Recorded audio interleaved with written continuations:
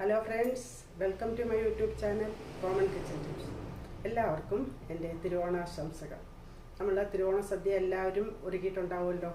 ഞാനും ഒരുവിധം ഒരുക്കിയിട്ടുണ്ട്. കുറച്ച് കറികളൊക്കെ വെച്ചിട്ടുണ്ട്. നമുക്കത് എങ്ങനെ ചെയ്തെന്ന് നോക്കാം.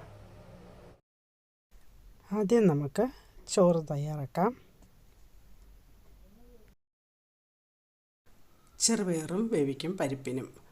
അത് മൂന്നും നമ്മൾ പെട്ടെന്ന് തന്നെ അത് ചെയ്തെടുത്തു കഴിഞ്ഞാൽ പിന്നെ നമ്മൾ അവിയൽ വയ്ക്കും. അവിയൽ ഇഞ്ചിക്കറി നാരങ്ങക്കറിയൊക്കെ നമ്മൾ തലേന്നേ വെച്ചിട്ടുണ്ടല്ലോ. അപ്പോൾ ഇഞ്ചിക്കറി നാരങ്ങക്കറി കടുക് മാങ്ങ അച്ചാർ ഇതെല്ലാം തലേന്നേ തന്നെ വെച്ചിട്ടുണ്ട്. പരിപ്പൊക്കെ വേവിച്ച് വെച്ചിട്ടുണ്ടായതുകൊണ്ട് നമ്മൾ പെട്ടെന്ന് തന്നെ പരിപ്പിന് അരപ്പൊക്കെ അരച്ച് ചേർത്ത് പരിപ്പ് കറിയും വെച്ചു. ഇലയിൽ വിളവാനുള്ള ചിപ്സും തയ്യാറാക്കി.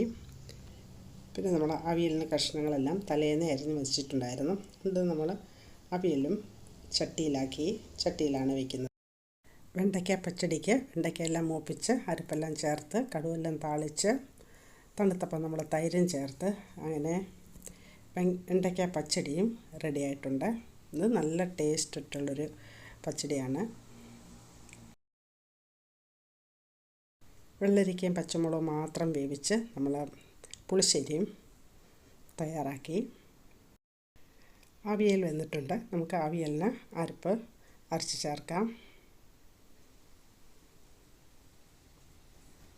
നമ്മുടെ അവിയലിന് അരപ്പും ചേർത്ത് അതും പുളിയും ചേർത്ത് നമുക്ക് നല്ലപോലെ ഇളക്കി അവിയലും റെഡി ആയിട്ടുണ്ട്. കരിവേപ്പിലയൊക്കെ ചേർത്ത് വെളിച്ചെണ്ണയൊക്കെ ചേർത്ത് നമ്മുടെ അവിയലും നല്ലതായിട്ട് റെഡിയായിട്ട് വന്നിട്ടുണ്ട്. കുറച്ച് ഉപ്പ് കുറവുണ്ട്, അതും ചേർത്ത് അവിയലും ശരിയായിട്ടുണ്ട്. കടുക് ഒരുമിച്ച് താളിച്ച് വേണ്ടുന്നതിനെല്ലാം കടുക് താളിച്ച് ചേർക്കാം. പുളിശ്ശേരി പരിപ്പ് കിച്ചടി പച്ചടി ഇതിനെല്ലാം കടുക് താളിക്കാം. പുളിശ്ശേരി പച്ചടി പരിപ്പിനെല്ലാം കടുക് താളിച്ചതിന് ശേഷം നമുക്ക് പപ്പടവും കാച്ചാം. നമ്മൾ അങ്ങനെ പപ്പടവും കാച്ചിയെല്ലാം വെച്ചിട്ടുണ്ട്. നമുക്കിനി പായസം തയ്യാറാക്കാം. അതിന് മുമ്പായിട്ട് നമ്മുടെ കിച്ചടി ചെയ്തിട്ടില്ല. അതിന് വേണ്ടിയിട്ട് കടുവും ചതച്ചെടുത്ത് നമ്മുടെ മത്തങ്ങ തക്കാളിക്ക പച്ചമുളക് ചേർത്ത് കിച്ചടി അത് വേവിച്ചു. അരപ്പും ചേർത്തു. തണുക്കുമ്പോൾ നമുക്ക് തൈരും ചേർത്ത് നമ്മുടെ കടുക് ചതച്ചതും ചേർക്കാം. അങ്ങനെ നമ്മുടെ കിച്ചടിയും ശരിയായിട്ടുണ്ട്. അതും തണുക്കുമ്പോൾ തൈരും ചേർത്ത് അതും റെഡിയായിട്ടുണ്ട്. നമുക്ക് സാമ്പാറിന് മല്ലിയിലയും ചേർത്ത് അതിനും കടുവും താളിച്ച് ചേർക്കാം. മല്ലിയിലയും കരിവേപ്പിലയൊക്കെ ചേർത്ത് കടുവും താളിച്ച് നമ്മുടെ സാമ്പാറും റെഡിയായിട്ടുണ്ട്.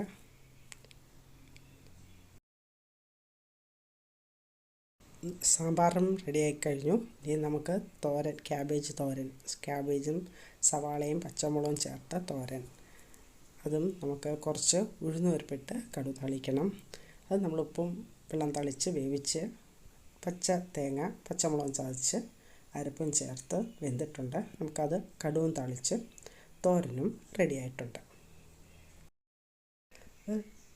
പായസം സേമിയ പായസമാണ് ചെയ്യുന്നത്. അതും തലേന്ന് സേമിയെല്ലാം വറുത്ത് വെച്ചിട്ടുണ്ടായിരുന്നു. അപ്പം നമുക്ക് പാലും തിളപ്പിച്ച് സേമിയയും ചേർത്ത് നല്ലപോലെ വേവിച്ചെടുക്കാം. അതുപോലെ വെന്ത് വന്നിട്ടുണ്ട്. നമുക്കിനിയും പഞ്ചസാരയും ചേർത്ത് കുറച്ചും കൂടെ വേവിച്ച് കഴിയുമ്പോൾ കുറച്ചും കൂടെ പാലും ചേർക്കാം.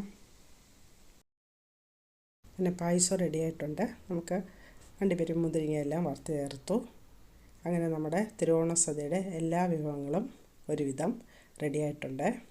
നമുക്കിനി ഊണ് കഴിക്കാം. നിങ്ങൾക്കിത് ഇഷ്ടപ്പെട്ടിട്ടുണ്ടെങ്കിൽ ലൈക്ക് ചെയ്യുക, കമൻറ്റ് ചെയ്യുക, ഷെയർ ചെയ്യുക, സബ്സ്ക്രൈബ് ചെയ്യുക.